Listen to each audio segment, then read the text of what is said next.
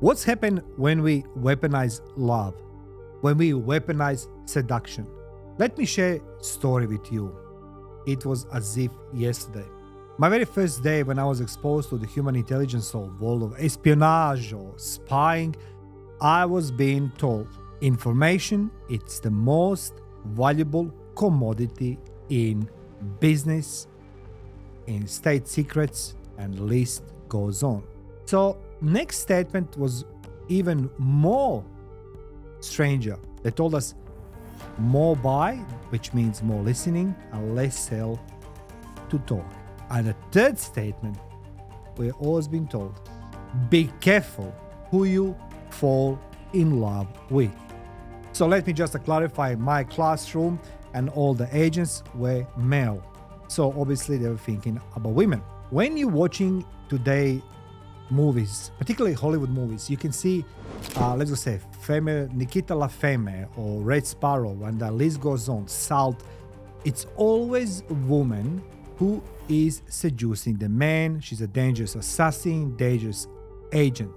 But what if I tell you right now that the male operatives are even more dangerous? What if I tell you when you weaponize the love and put men to lead charge, what happened then? Think for the moment about that Netflix series, Tinder Swindler. A man who used love and luxury to drain millions from women across the globe. Now, think about James Bond. Suave, charming, always surrounded by women. But strip away the tuxedo, the martini, and the Aston Martin, and what do you see? Bond is not just a hero. He is the glamorized reflection of a very real tradecraft. Men who weaponized seduction. Do you agree with me? James Bond is a reflection of the really real tradecraft. The men who weaponize seduction. Men who, like the Stasi Romeo agents, used love as their more effective weapon. Hello, all of you risk takers and truth seekers, and welcome back to Life the Battlefield podcast. Those who don't know me, my name is Bekes. I'm a Guinness World Record holder for the longest audio broadcast. As well, I spent 1,800 consecutive combat days in war, and my professional career is spanning from military and diplomatic security intelligence services, decades of investigation and interrogations. As well, I'm the best-seller author. And this is not just another podcast about scams, crimes, or spies. Everyone else talk about who done what. So, instead of me talking who done what and pointing fingers in the direction of perpetrators, this podcast is designed for one purpose. Here on this podcast, we talk about methods, the modus operandi, how it's done, how somebody commit a crime, so you can prevent before it's too late, so you don't become the victim. Let's go a little bit in the past. 12 months ago, last year, I walked the streets of Berlin, not as a tourist, but as an investigator, to study why the Stasi operations were so devastatingly efficient. And the answer was clear. Hacking a human brain is always more potent than hacking a server. And today's episode takes us deep into that story. The Romeos, not Juliets, Romeos of East Germany and their modern descendants on dating apps, on LinkedIn, and inside your social media. Now, before I paint a picture about Stasi and why Romeos of Stasi was so successful, why the Stasi was so deadly, efficient, most efficient, brutal foreign intelligence, counterintelligence, and police agency in the planet was once upon a time. For those who work in the corporate sector and they know that everybody loves to talk about how they are secure, safe, and risk is minimized about being hacked, how can be stolen informations, and how they secrets are being safe. That is wrong. And I'll tell you why it is wrong. I love to go on networking events. Absolutely, I love them because I can see the human stupidity. And more I'm sitting on those events and observing, so I'm more buying, less selling. I think myself, why everybody is so confident talking to me about how they protected they are? Cybersecurity, risk management, physical security, technical security. List goes on. But then yet the person who is a GM or CEO says to me, I will tell my PA to schedule the meeting. She has access to everything. Let that sink with you. In the movies, everybody tried to hack the servers. Everybody tried to hack the data. Everybody tried to hack some type of the computer. And in the movies, particularly Hollywood movies, they are very successful. But what if your most vulnerable protection of your data, it is actually human. Human are the weakest link. Now, let me paint a picture about Stasi. Between 1950s and 1980s, East Germany Ministry for State Security, better known as the Stasi, built one of the most chillingly effective seduction program in history. The gentleman called Markus Wolf, aka Man Without Face, the master spy master, didn't send out assassins. He sent out lovers. Romeo agents were trained to seduce, not to shoot. And who are their targets? No generals, no presidents, not some high-position politicians. Instead of this, their targets were secretaries, clerks, assistants, women who typed the memos, carried the files, and quietly unlocked the corridors of power. Stasi understood something Western intelligence often overlooked. A lonely woman with a filing cabinet key could be far more valuable than guarded general with 10 bodyguards. Do you agree with me? So, when you go next time on a networking event and you see all these flashy CEOs and GMs and list goes on, congratulations. Maybe they are great leaders in their organization. But they talk too much. And the weakest link, it's actually their PA, receptionist. Even the people who clean your building, people who clean your offices, those are the people who are become the targets. Now, Stasi Romeos were meticulously trained.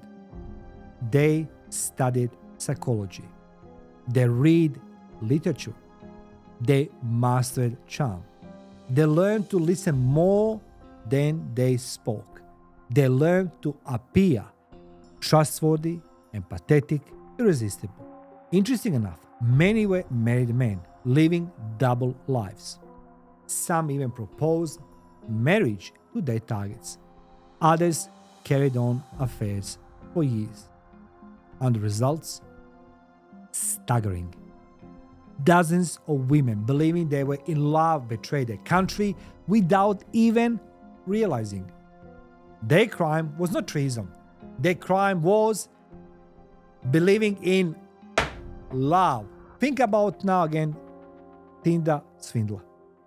This guy was behaving exactly like this, but he wanted money. And this woman's only crime was falling in love with a guy who knows how to read, he knows the poetry, literacy, he understands something about politics, and of course, he put that invisible aura like he's a dangerous man from the world of espionage, government assassin.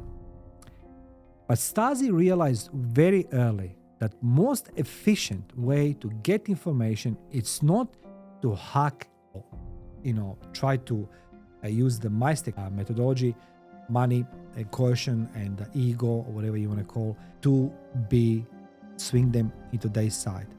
So instead of you recruit somebody to work for you, if it's a general or somebody who's a politician, by utilizing MICE methodology, you using the lower cost method.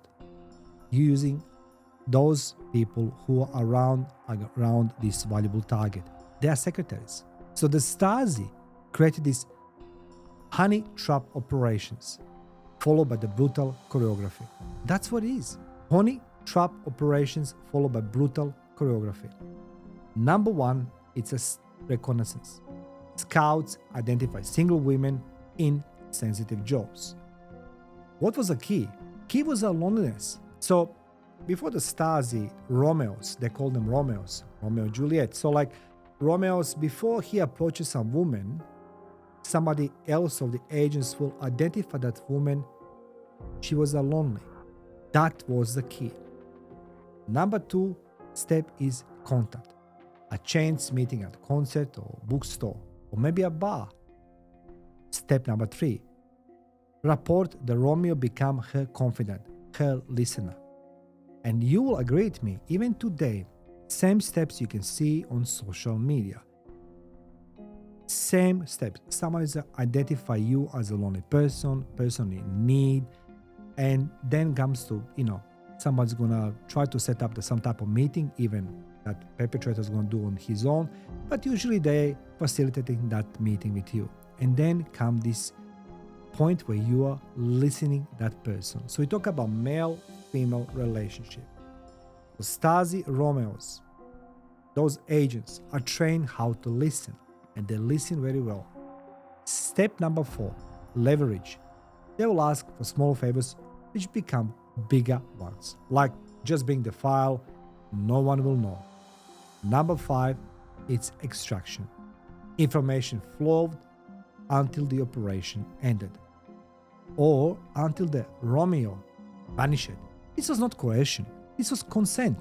Women gave secrets not because they were forced, but because they thought they were serving love. And now ask yourself, how many times in your life you saw somebody you are quite close with, but they betray you? They will literally betray you. They'll take everything what you have from your life and give it to the audience in public or whatever they are. They will share the information. I'm seeing these guys on daily basis. And I always say this, be careful who you are talking with, who you spending time with, what are you saying? Because after all, not all people are around us are genuine people. So women, we believe in the serving the love. So usually starts with the small favors. Bring some informations and they, building the trust, that bridge is being crossed, and the women bring them more and more and more information. Now, let's go draw modern parallels. Today, let's go move fast forward today. The Cold War is gone, allegedly. The Berlin Wall is rubble. That is point, that's a truth, that's a fact. But the method, it has not disappeared. Actually, it has evolved. Back then, Romeos seduced women in cafes and theaters. Today, scammers, perpetrators seduce their victims on Instagram, on Tinder, on LinkedIn. The Tinder swindler was not an anomaly. He was a textbook of modern Romeo. Instead of ideology, he used luxury branding. Instead of intelligence files, he extracted wire transfers. And his victims, they described him with the same words Stasi targets once used. Charming, attentive, too good to be true. Corporate espionage has joined the game. Fake LinkedIn recruiters lure professionals into sharing secrets. Romance scammers use deep fake photos. For what? To build the trust before asking for money. State-backed actors still run honeytraps, but now the battlefield is global, digital and invisible. In those days, well, if you're being caught, you know what's going to happen to you. Men are particularly dangerous operators. No question asked. The Stasi chose men because they could exploit cultural scripts. The protector, the provider, the suitor. And that archetype still works today. Men weaponize charm, confidence, and promises of security to devastating effect. So what's the counter argument of this? But hasn't the world changed? We're seeing the HR checks, background screening, awareness campaign. List goes on, and we should feel safe. Surely this is all relic of the past. At least we should believe this. Digital traceability makes it harder to live a double life. And after Me Too movement, we view male advance through a very different lens. Yet, romance scams still cost billions every year. As I mentioned, Tinder swindler wasn't stopped by police or intelligence services. He was exposed by journalists after years of unchecked fraud. If the world's most connected women armed with their smartphones and Dr. Google searches can still be deceived, what chance does a clerk in office have? What the next Romeo slides into her inbox? The platforms have changed, but psychology has not. And why isn't changed? Why humans are the weakest link? Here is the brutal truth. Firewalls protect servers, but emotions protect humans. The Stasi never needed to break into NATO headquarters. They only needed to break into someone's heart. Modern cybersecurity obsesses over encryption, intrusion detection, AI defense. But the weakest link is still the same: the human being who clicks a link, the employee who shares a password, the lover who trusts the wrong person. Hack a server and your face an IT department. Hack a human and the door opens. So, how do you recognize modern Romeo? If the situation feels unreal, if intimacy is accelerated, if favors start small. If the favor starts small but grows bigger. If you are urged to keep secrets, don't tell nobody. And if one day they suddenly vanish, then you may have been inside honeytrap. The Stasi Romeos, agents, remind us of uncomfortable truth. The human heart is a national security vulnerability. What Marcus Wolf designed in East Berlin never disappeared. It simply migrated to dating apps and social media. Men, whether state-trained Romeos or modern swindlers, they remain dangerous operators because they exploit the same expectations of love, protection, and security. The Tinder swindler is not aberration. He is a digital grandson of the Stasi's Romeos, and as someone who has lived through the war, guarded diplomats, and investigated deception for decades, I will tell you this. Technology changes. Human weakness does not. The battlefield of espionage is not in the server room. It is in the human heart. And this is life, the battlefield. Thank you for watching. Feel free to subscribe, share, like, and comment. And remember, your heart should be protected by you.